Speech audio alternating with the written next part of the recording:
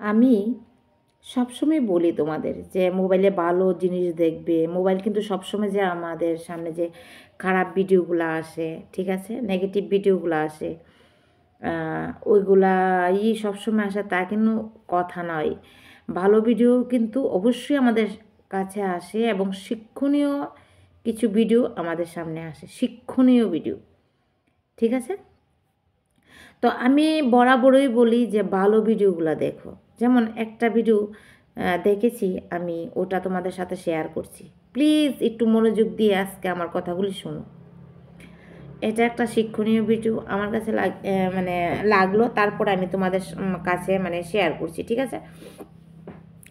তো ঠিক আছে, দেখি আমার কথাটা। আচ্ছা, তো সাপোজ আমি একটা ভিডিও দেখেছি, এই ভিডিওটা তোমাদের সাথে আমি শেয়ার করছি, যেটা শিক্ষণীয় ভিডিও। এটা আসলে কি জানো, শিক্ষণীয় ভিডিওগুলো যখন আমাদের সামনে আসে আমরা এটা দেখি না, কারণ হয়তো 2 কি 3 মিনিটের থাকে, আমরা আসলে এটা দেখি না। আমরা খুব ফানি ভিডিও দেখি, তারপরে কীগুলো দেখি যেগুলো নেগেটিভ বেশিরভাগই না না হয় তাদের ভিডিওতে তো ভিউজ আসে কেন?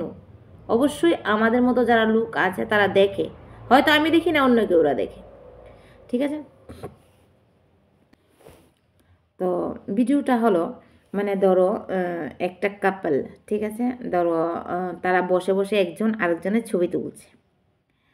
তো একটা মনে ইয়ার এয়ারপোর্ট ইয়ার রেল স্টেশন এমন জায়গাতে বসে বসে তারা তুলছে, হয়তো কোথায় থেকে ঘুরে এসেছিল। তো তারা দুজনে বসে একজন আরেকজনের ছবি তুলছে, খুবই ভালো। হঠাৎ করে একটা ছেলে আসলো, তার সাথে একটা বাচ্চা আছে, মানে তারা স্বামী স্ত্রী, মানে দুজন। বাচ্চাটা কুলে ছিল ছেলেটার, আর ওয়াইফটা একটা ব্যাগ ট্যাগ নিয়ে আসলো। তো তারা দূর থেকে দেখছে যে ওই আগের যে তারা মানে স্বামী স্ত্রী তারা ছবি তুলছে। তখন আর এই নতুন স্বামী স্ত্রী যখন বাচ্চাটা নিয়ে আর ব্যাগ ট্যাগ নিয়ে, মানে এয়ারপোর্ট তো জানোই বেশি বেশি লোক থাকে, কোথায় কোথা থেকে লোক আসে আমরা চিনি না, জানি না। সফরের সময় আমাদের সাথে কিন্তু অনেক মানুষের কথা হয়, ঠিক আছে। তো এসে বলল, দাদা একটু আমরা তো দেখেন এখানে এসেছি, বাড়ি থেকে এসেছি, সকালবেলায় এসেছি, কিন্তু মানে এই যে জার্নি করতে করতে মোবাইলের চার্জই চলে গেল, এখন তো বাড়িতে কল করতে পারছি না, একটু মোবাইলটা দেবেন। তখন সাথে সাথে ছেলেটা বলল, ওই প্রথম যে তারা বসে বসে ছবি তুলছিল, তো প্রথম ছেলেটা বলল যে না, দেওয়া যাবে না, আপনি অন্য কারোর থেকে মোবাইলটা নিয়ে নিন, আমরা এখানে ছবি তুলছি। তো লক্ষ্য করবে আমার কথাগুলি। তো মেয়েটা যেটা ছবি তুলছে, মেয়েটা বলল, দিয়ে দাও না, হেল্প চাইছে, দাও না, একটু মোবাইলটা একটু দিয়ে দাও। তখন ছেলেটা একটু বিরক্ত ভাব করে দিয়ে দিল, ঠিক আছে, ভিডিওটা সেটিং টেটিং করে একদম কলিংয়ের কাছে দিয়ে দিল, নিন আপনি নাম্বারটা লাগিয়ে আপনি বাড়িতে কল করে কথা বলে নিন। তখন ছেলেটা কী করলো, সাথে সাথে ফোন লাগালো, বলল, বাবা আমি তো এই টাইমে এসেছি, হ্যান ত্যান, মানে অনেক ইতিবৃত্তান্ত শুরু করে দিল।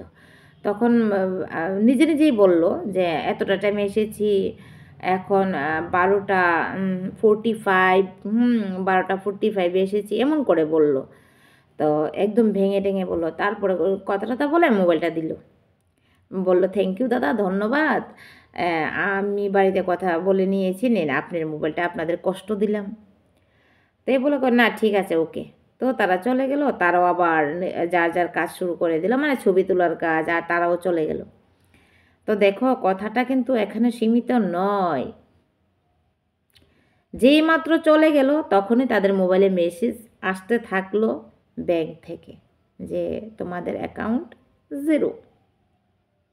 তো বুঝতে পারলে যে সতর্কমূলক ভিডিওটা কিন্তু এইভাবেই হয়। আমাদের মোবাইলের সাথে জানো আধার নাম্বার, ব্যাংক অ্যাকাউন্ট সব কিছু অ্যাড থাকে। তো ব্যাপারটা হলো, যখন সে ওই মানে ভাব ধরে আসলো যে আমি বাড়িতে কল করবো, আসলো কিন্তু বাড়িতে কল করিনি, তাদের তো একটা গ্যাং ছিল, গ্যাংয়ের কাছে কল করছিল। তখন যে ছেলেটা বললো এতটা টাইমে এসে পৌঁছলাম, আসলে ওই টাইমটাই ওটিপি ছিল, ঠিক আছে? তো ওটিপিটা বলে দিল, সাথে সাথে সে অ্যাকাউন্ট থেকে টাকাটা গায়েব করে দিল। তো এটা থেকে আমরা কি বুঝি, যে কাউকে মোবাইল দেওয়া যাবে না, কাউকে পার্সোনাল নাম্বার শেয়ার করা যাবে না অচেনা লোকদের সাথে, ঠিক আছে? মোদ্দা কথা, এইসব ভিডিওগুলো যখন আমাদের সামনে আসে আমাদের অবশ্যই এগুলি দেখা দরকার, আর নিজেও সতর্ক থাকা দরকার, যাতে ভবিষ্যতে যাতে আমাদের সাথে আর কোনো এমন দুর্ঘটনা না হয়, ঠিক আছে? সবসময় লক্ষ্য রাখবে। আর কিছু কিছু ভিডিও আসে যেটা থেকে আমরা অনেক শিক্ষা গ্রহণ করি, আর এটাও তোমাদের সাথে শেয়ার করছি যাতে তোমরাও কারোর সাথে মোবাইল নাম্বার, নিজের পার্সোনাল মোবাইল কোনো দিনই বলা ঠিক নয়। আসলে অনেকে বলে না যে একটু দেখবে একটা অফিসে গেলে দেখবে বলবো দাদা আমি তো মোবাইল আনিনি, প্লিজ আমার নাম্বারটা রেখে দিন, আপনি এটা ছবি তুলে আমাকে দিয়ে দিন। কখনো না। হোয়াটসঅ্যাপ নাম্বারটা মানে হোয়াটসঅ্যাপে পৌঁছানো বা ওনার নাম্বার নেওয়ার মানে কি, আমার নাম্বারটা শেয়ার করে দেওয়া অচেনা লোক, ঠিক আছে? তো একটু একটু সতর্কতা আমাদের থাকতেই হবে, না হলে তো ওই ব্যাংক যেভাবে শূন্য হয়ে গেছে আমাদেরও হতে পারে। তো আশা করি তোমাদের বোঝাতে পেরেছি আমি ছোট্ট গল্পের মাধ্যমে, একটু সতর্ক থাকার চেষ্টা করবে, ঠিক আছে? টাটা।